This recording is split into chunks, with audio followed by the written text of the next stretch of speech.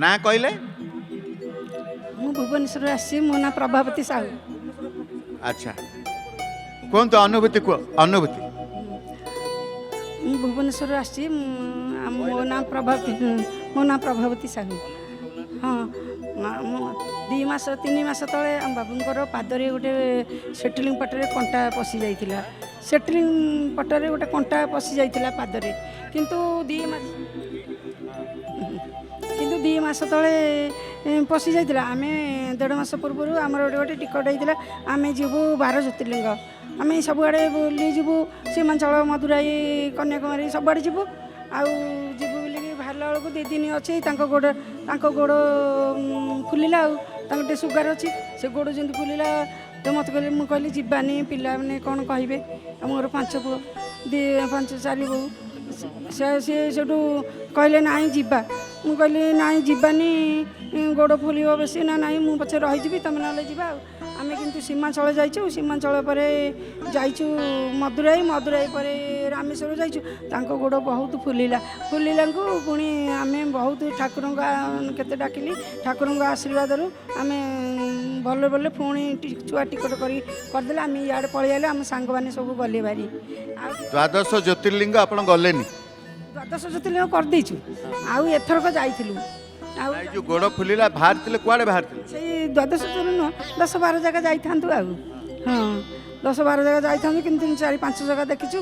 ଆଉ ତାପରେ ଗଲୁନୁ। ଆଉ ସ୍ୱାମୀଙ୍କର ଏ ପ୍ରକାର ଯୋଉ ସମସ୍ୟା ହେଲା, ମନ ଦୁଃଖ ହେଲାନି? ଫେରି ଆସିଲେ ଅଧା ବାଟରୁ। ଠାକୁରଙ୍କୁ କେତେ ଡାକିଲି, ଜଗନ୍ନାଥଙ୍କୁ ଡାକିଲି। ସେ ଜଗନ୍ନାଥ ପ୍ରଭୁ ରକ୍ଷା କଲେ। ମୁଁ କେତେ ମୁଣ୍ଡିଆ ମାରିଛି କହିଲେ ନ ସରେ।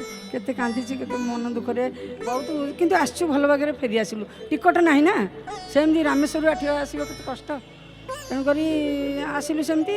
ଆଉ ଗୋଟେ ଅନୁଭୂତି କହିବି। ଆମେ 4 ଜଣ ସାଙ୍ଗ ଆସୁ।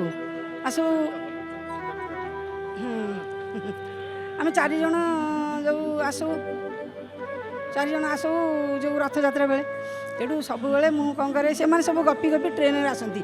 ମୁଁ କ'ଣ କରେ, ମୁଁ ଆସିଲି। ମୁଁ ସେଇଠୁ କହିଲି ଜଗନ୍ନାଥ ମନେ ମନେ ମୁଁ ଭାବିକି ଗୋଟେ ସାଇଡ଼ରେ ବସିକି କୁହେ, ମୁଁ ପ୍ରଭୁ, ମୁଁ ତ ବଳଭଦ୍ର ରଥରେ ଚଢ଼ୁଛି, ସୁଭଦ୍ରା ରଥରେ ସେତେବେଳେ ଚଢ଼ୁଥିଲେ, ଆଉ ସୁଭଦ୍ରା ରଥରେ ଚଢ଼ୁଛି, କିନ୍ତୁ ମୁଁ ଟିକେ ଆପଣଙ୍କ ରଥରେ ଚଢ଼ନ୍ତିନି। ମୁଁ ୟା ମନେ ମନେ ଭାବିଛି। ଦେଖ ପ୍ରଭୁଙ୍କର କେତେ। ମୁଁ ଭାବି ଆସୁଛି। ଆମେ ଯେଉଁ 4 ଜଣ ଆସିଥିଲୁ, ତାଙ୍କୁ ଠିଆ କରିକି ରଥ ପାଖରେ ମୁଁ କହିଲି ମୁଁ ଟିକେ ଆସେ। ମୁଁ ଚାରିପଟେ ବୁଲିକି ଆସୁ ଗୋଟେ ଲୋକ ମୋତେ କହିଲେ, ମା କେଉଁଠି ଆସିଛ? ମୁଁ କହିଲି ଭୁବନେଶ୍ୱରରୁ ଆସିଛି। ମୁଁ ଟିକେ ଉପରକୁ ଯାଆନ୍ତି, ରଥରେ ଚଢ଼ନ୍ତି ନା? ଏ ହାତରେ ଚଢ଼। ମୁଁ କହିଲି ନାଇଁ ପାପ ହବ। ନା ନାଇଁ କିଛି ପାପ ନାହିଁ, ଚଢ଼।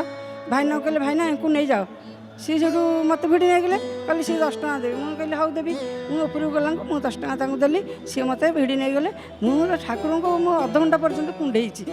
ସେ ସୌଭାଗ୍ୟ ଆପଣ ରଥ ଉପରେ ଦର୍ଶନ କରିବାର ସେତେବେଳେ ସୁଯୋଗ ଯେତେବେଳେ ଆପଣ ପାଇଛନ୍ତି, ସେ ଆନନ୍ଦ କେହି ପାଇବେନି ଆଉ। ହଉ, ଆପଣ ଜୟ ଜଗନ୍ନାଥ ଟିଭି ଦେଖନ୍ତି? ହଁ ଦେଖୁ, ସବୁବେଳେ ଦେଖୁ। ମୁଁ ଗୀତା, ଆମର ମନ୍ଦିର ଅଛି ଗେଟ୍ ପାଖରେ, ଗୀତା ଭାଗବତ ସବୁ ପଢ଼େ। ଆଉ ଭାଇନା ବି ଆସନ୍ତି। ନିଅନ୍ତୁ, ଗୋଟେ ଜୟ ଜଗନ୍ନାଥ ଟିଭି ପକ୍ଷରୁ ଗୋଟେ ପାରମ୍ପରିକ ଜଣାଣ ବହି ଦେବୁ। ଧନ୍ୟବାଦ ଦେବୁ।